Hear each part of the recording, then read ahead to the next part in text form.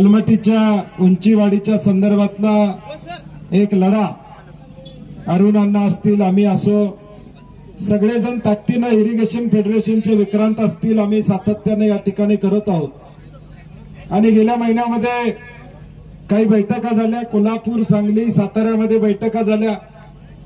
परवा कोल्हापूरमध्ये एक बैठक झाली आणि त्या बैठकीमध्ये एकूणच सध्या अलमट्टीची परिस्थिती, कर्नाटक सरकारनं उचललेली पावलं असतील आणि कृष्णा लवादानं 2013 साली उंची वाढवायसाठी दिलेला निर्णय असेल, याच्या अनुषंगाने अनेक चर्चा झाल्या। निदर्शनास याचं महत्व आणून देणं, महाराष्ट्र शासनाच्या निदर्शनास कर्नाटक कशा पद्धतीनं पावलं टाकते ते सांगणं, कारण की ज्याचा उल्लेख यड्रावकरजींनी केला की आपल्या जलसंपदा खात्याला माहिती सुद्धा नव्हती की त्यांनी तयारी या ठिकाणी केलेली आहे। सातत्यानं खातं सांगते की परवानगी नाही आहे, बांधकाम केलेलं नाही, परंतु जे प्राथमिक बांधकाम लागतं ते तयार आहे, फक्त परवानगीची वाट बघायला लागले गणपती दादा, अशी परिस्थिती साधारणपणे तिथं आहे।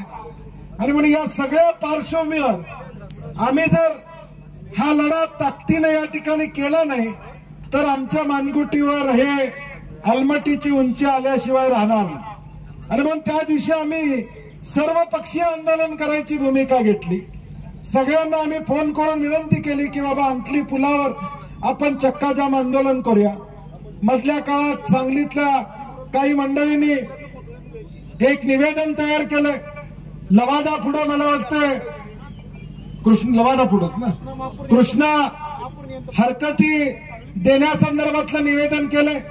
आमची इथल्या सगळ्या लोकांना विनंती आहे, आता हे निवेदन आम्ही व्हॉट्सअपवर पाठवलेलं आहे, आता देखील आज आम्ही वेगवेगळ्या लोकांच्याकडे पाठवतो, कृपा करून ते टाईप करा। तुम्हाला तयार मराठी आणि इंग्लिश मध्ये आम्ही पाठवलेला आहे, फक्त प्रिंटआउट काढा, सही मारा आणि दिल्लीला पाठवायचं काम कृपा करून लोकांनी करावं अशी माझी विनंती असणार। कारण की सरकार दरबारी शेवटी कागद चालतो, जनतेचा रेटा तर चालतो, परंतु कागदाची ताकद सुद्धा महत्वाची। आणि म्हणून कागदपत्री लढाई ही आपली कुठं कमी पडता कामा नये, ही भूमिका आपल्याला घ्यावी लागेल।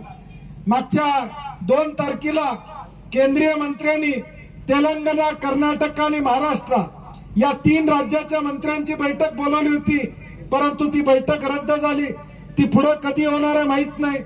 खासदार मगाशी धैर्यशील मानेंनी सांगितलं, त्यांनी विचारलेल्या लोकसभेच्या प्रश्नावर बैठक आहे, म्हणजे विशालजी राज्याची अन्ना बैठक नाही आहे, म्हणजे सगळ्यांना बोलायला त्यांनी, आपण खासदार म्हणून प्रश्न विचारतो त्याच्यावर बैठक, आश्वासन मिळालं की बैठक लावतो। ती बैठक केंद्रानं या ठिकाणी 22 का 23 तारखेला लावलेलं आहे। आमची मागणी एवढीच आहे की कर्नाटक सरकारनं 5000 कोटी रुपयाचं बजेट याला या ठिकाणी लागू केलेलं आहे।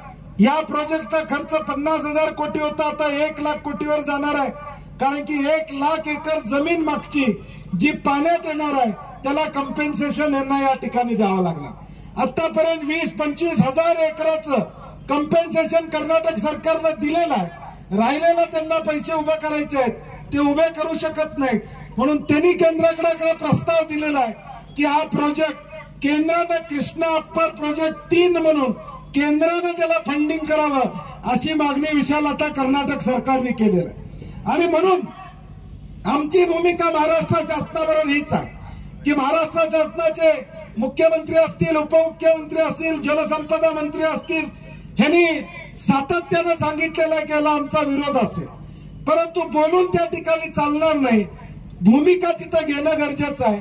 ज्या पद्धतीनं तेलंगणा सरकार हे सुप्रीम कोर्टमध्ये गेलेलं आहे, या निर्णयाच्या विरोधात सुप्रीम कोर्टमध्ये तेलंगणा गेलेला आहे, म्हणून आमची मागणी असणार आहे की महाराष्ट्र सरकारनं देखील स्पष्ट भूमिका कागदावर घ्यावी अशी आमची अपेक्षा या ठिकाणी असणार।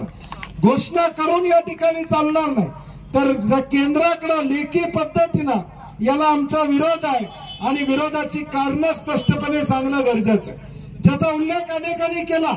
वडनेरे कमिटी, मुळात या वडनेरे कमिटीतले सगळे निष्कर्ष आम्हाला मान्य नाहीयेत, हे आपण सगळ्यांनी ठासून या ठिकाणी सांगितलं पाहिजे। काही मुद्दे त्यांच्या बरोबर असतील, परंतु त्यांनी जे म्हणलेलं आहे अलमट्टीचा परिणाम या ठिकाणी पुरावर होणार नाही. तोच रिपोर्ट उद्याच्या भविष्य काळात आम्हाला त्रासदायक या ठिकाणी होणार. आणि म्हणून पहिली आमची मागणी शासनाकडे असणार आहे की वडनेरे कमिटीचा रिपोर्ट तुम्ही रद्द करा, नवी कमिटी नेमा आणि 4 शेतकरी आमचे त्यात घ्या. 4 शेतकरी आमचे त्यात घ्या. आम्ही तुम्हाला दाखवतो या आलमटीचा परिणाम नेमका आमच्या सांगली, सातारा आणि कोल्हापूर या 3 जिल्ह्यावर पश्चिम महाराष्ट्राचं अर्थकारण विस्कटणार आहे. या महाराष्ट्राच्या अर्थकारणामध्ये या 3 जिल्ह्याचा अर्थकारणाचा सिंहाचा वाटा या ठिकाणी आहे. त्यामध्ये शेतकरी, कारखानदार यांच्यातून येणाऱ्या टॅक्सवर या राज्याचा जीडीपीला हातभार या ठिकाणी लागतोय, हेही महाराष्ट्र शासनाने लक्षात ठेवलं पाहिजे. आणि म्हणून आमची विनंती आहे, आता यड्रावकर साहेबांनी सांगितलं, धैर्यशील मानेनी या ठिकाणी सांगितलं 21 ला बैठक आहे, परंतु यड्रावकरजी अरुणांना इथं मी आम्हाला कुणाला निमंत्रण नाही. तुम्हाला तरी पत्र आले का आम्हाला माहित नाही. आमची आजची भूमिका स्पष्ट आहे की सरकार जोपर्यंत आम्हाला लेखी देत नाही तोपर्यंत आम्ही इथून हलणार नाही. थांबायचं ना, थांबायचं होतं. सरकार जोपर्यंत लेखी आम्हाला सांगत नाही, ही बैठक लागली आम्हाला माहित नाही. तुम्ही जाहीर केलं किंमतीची उंची वाढवून द्यायची नाही, शेतकरी एकजुटीचा